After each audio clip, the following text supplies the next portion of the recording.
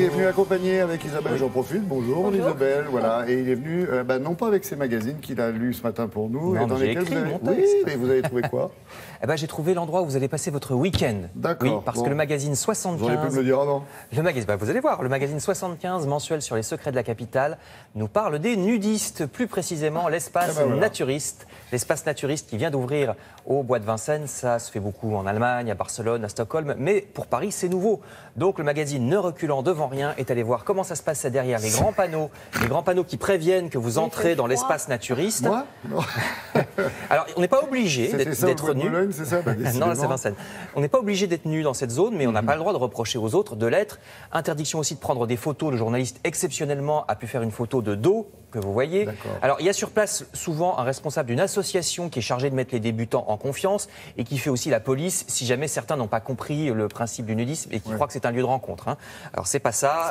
Naturisme, c'est retour à la nature, donc sans vêtements, mais normalement, ça va pas plus loin que ça. S'il y a des affinités, c'est ailleurs. Faudra attendre, comme tu le disais, l'été prochain pour savoir si ça marche vraiment, parce que là, avec les températures qui baissent, ça va fermer dimanche de la semaine prochaine. Donc, ça rouvrira le printemps prochain. Il y a du ski pour les nudistes. Oui, non, mais les Finlandais vont dehors après le sauna, mais bon, pas nous.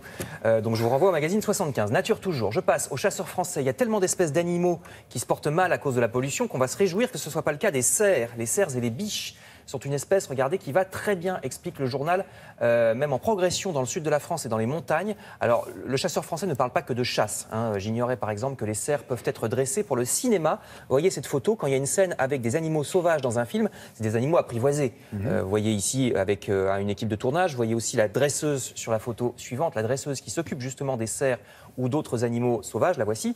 Quand il y a une scène de chasse dans un film, évidemment c'est truqué. On filme les chiens d'un côté et puis le cerf ou la bestiole chassée, quelle qu'elle soit, après, évidemment. Vous imaginez, sinon, sinon il faut la refaire. Trop tard. Il est mort.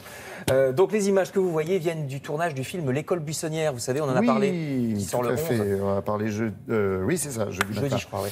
Histoire d'un petit garçon de la ville qui se retrouve à la campagne. Et ça nous rappelle que encore plus aujourd'hui, au XXIe siècle, encore plus que l'époque où se passe le film, il y a beaucoup de gamins qui n'ont jamais vu une poule ou un dindon. Oui. Donc article très intéressant sur ce film dans Le Chasseur français. Aussi dans la nature, si vous voulez prendre des vacances maintenant pour profiter des derniers beaux jours, mais que Ibiza et ses boîtes de nuit vulgaires où l'on ne boit pas que de l'eau, c'est un point de vue très personnel, ne sont pas du tout votre truc, exactement. Notre temps vous rappelle l'existence d'une autre île des Baléares, Formentera. Formentera, la plus petite et la plus sauvage des 4 îles Baléares. Superbe photo dans le magazine, puis c'est la saison idéale parce qu'il n'y a pas la foule, il y a encore un peu de soleil. Notre temps fait la liste de tout ce que vous devez voir sur cette île qui ne fait que 20 km de longueur, hein, c'est vraiment la plus petite. Enfin, je termine, nature toujours, avec une dame qui voulait que son papilly l'emmène dans la forêt, vous savez?